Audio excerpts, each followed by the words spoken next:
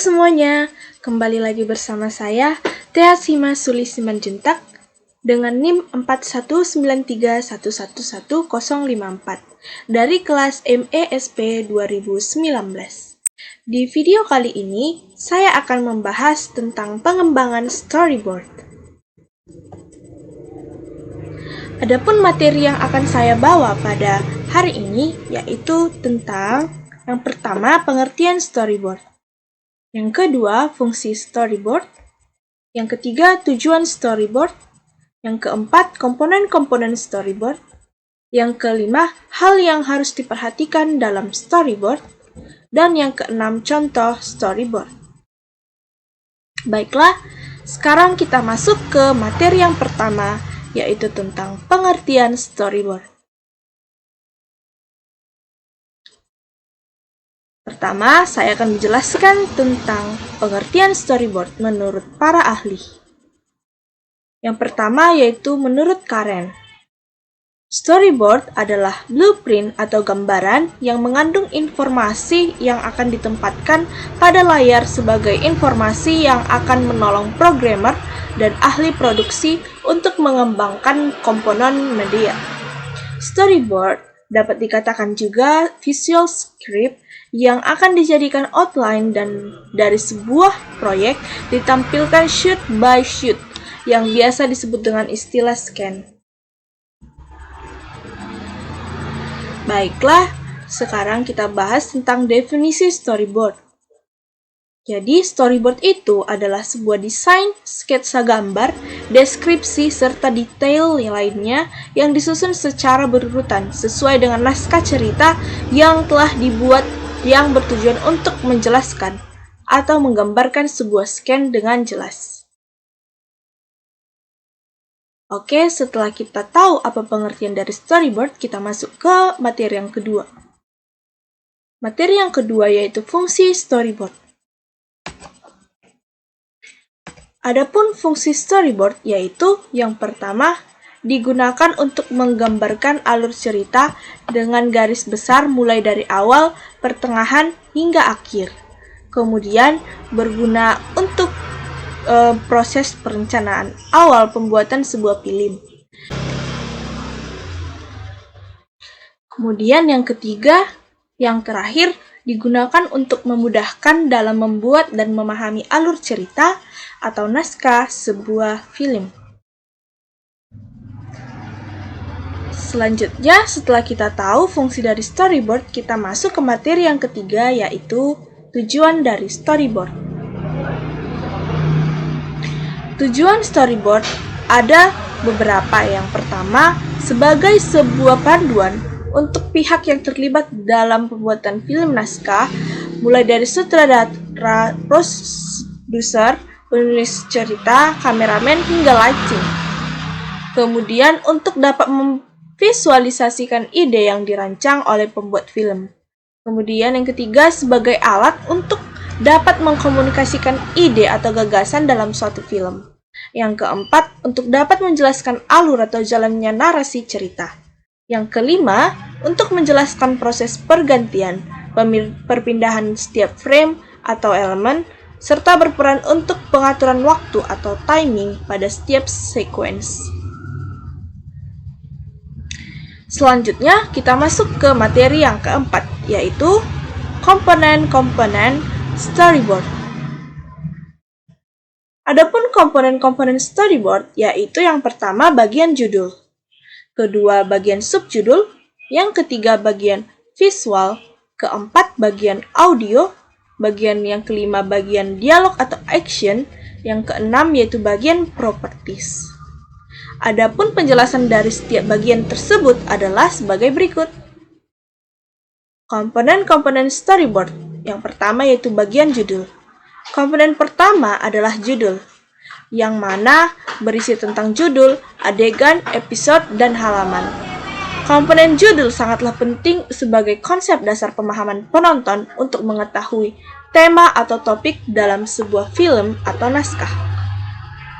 Yang kedua yaitu bagian subjudul. Komponen kedua berisi tentang penjelasan setiap adegan, lokasi, waktu, urutan, serta panel desain. Fungsi dari subjudul ini untuk memudahkan dalam menjabarkan topik judul, sehingga penonton lebih mudah untuk mengetahui setiap bagian film dengan lebih detail. Bagian yang ketiga yaitu bagian visual. Bagian visual ini berisi tentang gambaran, adegan dengan menggambarkan atau fotografis dan lain-lain. Anda juga dapat mencakup teks yang akan ditampilkan di layar, atau Anda juga dapat membuat bagian lain untuk teks.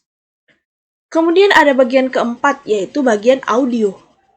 Bagian audio ini berisi tentang uraian audio yang akan melengkapi berupa nama file, musik atau rekaman, dan atau efek suara atau SFX yang akan bermain di layar masing-masing.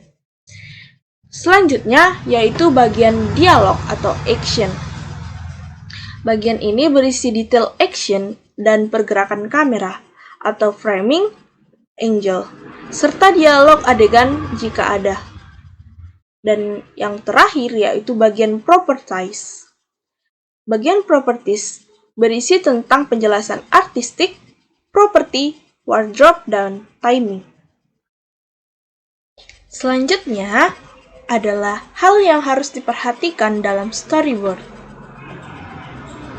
Hal-hal yang harus diperhatikan dalam storyboard ini ada beberapa. Yang pertama, sketsa atau gambaran layar, halaman, atau frame.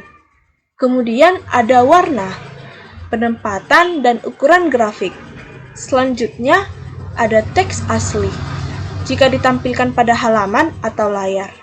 Selanjutnya ada warna, ukuran, dan tipe font jika ada. Selanjutnya ada narasi, animasi, video, audio jika ada. Selanjutnya ada interaksi dengan penonton jika ada. Kemudian menentukan topik yang akan diangkat dan apa yang menjadi sasaran atau tujuan pembuatan produk tersebut. Dan yang terakhir adalah hal-hal yang perlu diketahui oleh staf produksi. Materi yang selanjutnya yaitu contoh dari storyboard. Di sini saya membuat beberapa contoh dari storyboard, yaitu tentang cerita dari gambar. Dari gambar ini kita dapat membayangkan apa maksud dan tujuan dari penulis. Ini merupakan contoh storyboard dengan framing dan angle yang detail.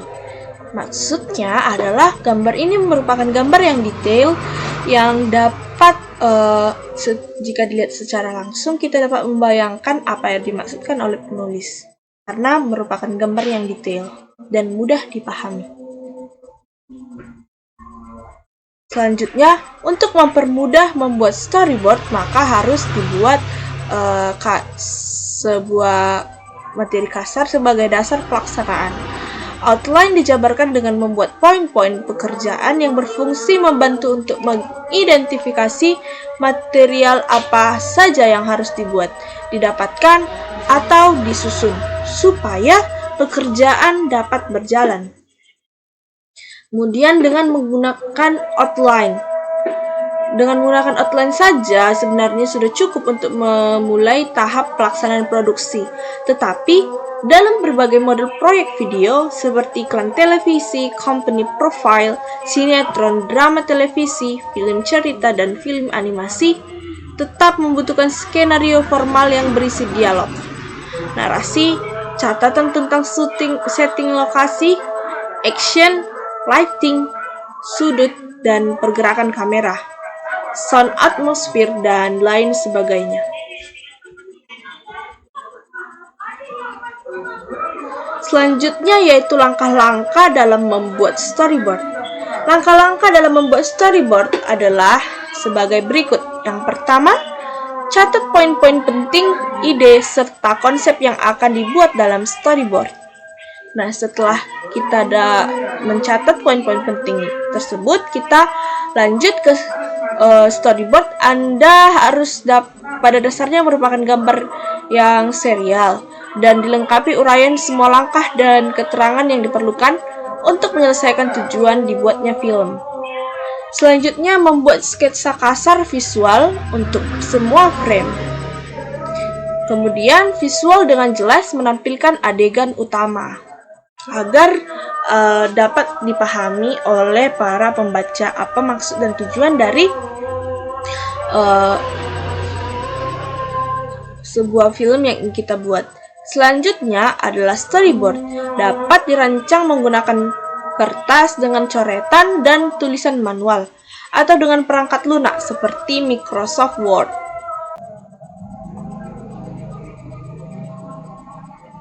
Nah, begitulah dia penjelasan saya mengenai pengembangan storyboard. Sekian dari penjelasan saya. Jika saya ada salah kata, mohon dimaafkan. Semoga video ini bermanfaat untuk kita semuanya. Terima kasih sudah menonton hingga selesai dan sampai jumpa di lain video.